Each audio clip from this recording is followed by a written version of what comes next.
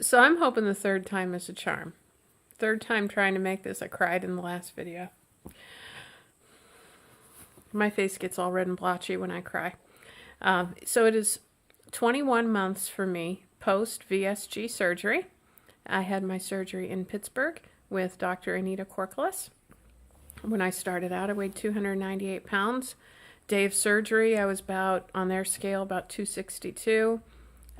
Today, I don't know what I am today, but I've been right around 172. I don't weigh myself every day anymore. Feel real good. I work out a little bit every day. Today I just took a walk with a dog because I've been dealing with some tummy issues, and I'm taking it easy on myself. All my hair grew back in, and I decided I'm never coloring my hair again. And that'll probably last a week or so. But I have all this regrowth, and you can see that it's got some silver in there. I'm just letting it go. Eventually, I want to get to the point where all this lighter stuff is, that won't pain me to cut it off, and I'll just have one hair color for the rest of my life, for the first time in my life. So, I lost a lot of hair after my surgery, about 7 months out, and it has all grown back. No big deal. My eyebrows too were thinning and they're back. So there is hope. And I didn't do anything special. I did find out that I have a gluten intolerance. I found that out accidentally. And it has really been a good thing for me. Although a lot of the foods that are gluten-free are just completely incompatible with what a person ought to be eating post weight loss surgery. A lot of them are bready, doughy, things like that, and they taste just like the regular ones for the most part. I mean, to me, because I hadn't had them in a long time. And when I was indulging in those foods, thinking, oh, I have to do what's good for my body. So I have to eat these gluten-free cookies because they're good for me. Gluten-free cookies. Yeah. So when I do that, the weight loss just shuts right off. And not only that, but it ends up getting me bound up inside. So I'm trying real hard not to do that. I'm having a problem with late night eating. I have always had a problem with late night eating. One of the things that inspired me to have the weight loss surgery was my daughter was 9 at the time and came to me and told me something that her dad had said to her, which he caught her eating in the kitchen at like 4 in the morning. He got up to go to the bathroom and saw the light on and went in and found her eating an entire meal, like cereal and stuff. So he said to her, and she told me, you keep eating like this at night, you're going to end up weighing 400 pounds just like your mother. Yeah. So at that point, I got this real attitude where I realized, you know what, I'm going to be the one to look out for me, because I had a real feeling like just nobody cared about me. So I decided I was going to do things for myself, and the heck with other people. I would start looking out for myself. And that was when I decided that I didn't want to carry all this weight around anymore, and I went and had the surgery, and it's been a really good thing for me. One of the good things was that there was a tumor in my stomach that I didn't even know about, that they found out after they removed half of my stomach. So that was a good thing. But I still struggle with eating after dinner time. So, and I've tried to cut it out. I've tried all kinds of things. I don't sleep well, which doesn't help matters. And I have some medicines that they've given me to take to try to stay asleep. And what it does is it just makes me not care. It gives me this serious F you attitude where, I just don't care if I blow my eating habits for the whole day on 900 calories at night. So what I'm trying to do is to say to myself, if you're hungry, you can eat the same thing that I would typically eat for breakfast, which is egg beaters and salsa and maybe a couple strips of bacon.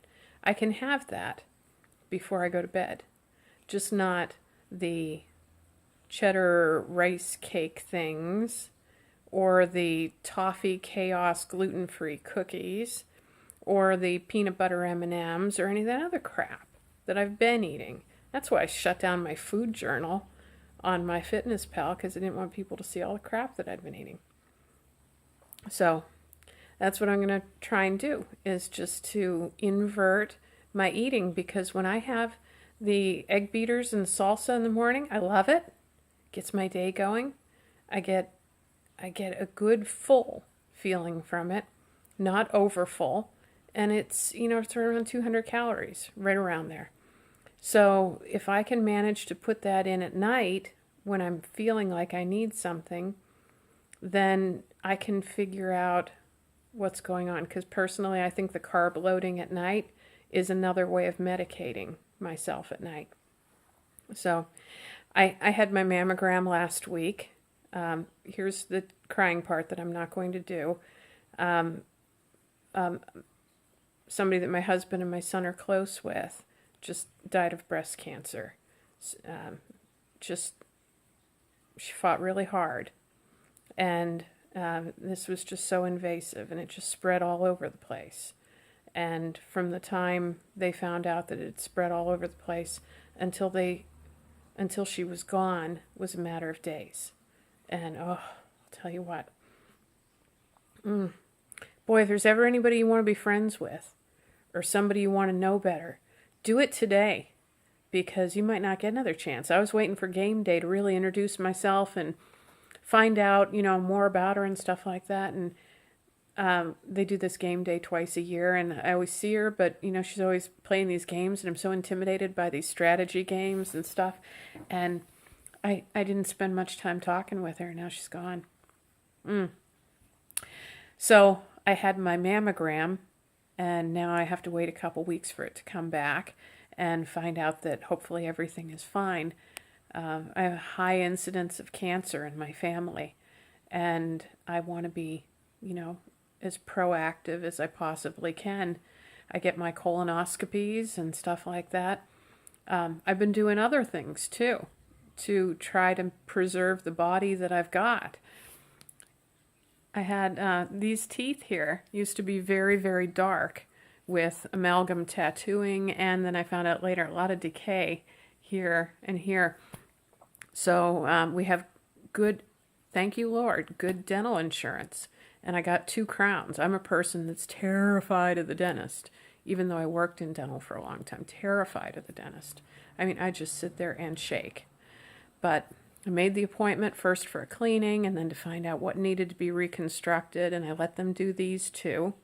And then when they placed these 2, they did a crown prep down here on a tooth.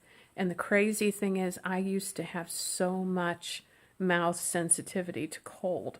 I'd go to drink just my water in the bottle, and I'd have to turn my head to the side so that all the water was on this side and not up here. And now that I have the crowns on, I don't have that problem, but I started noticing more problems down here.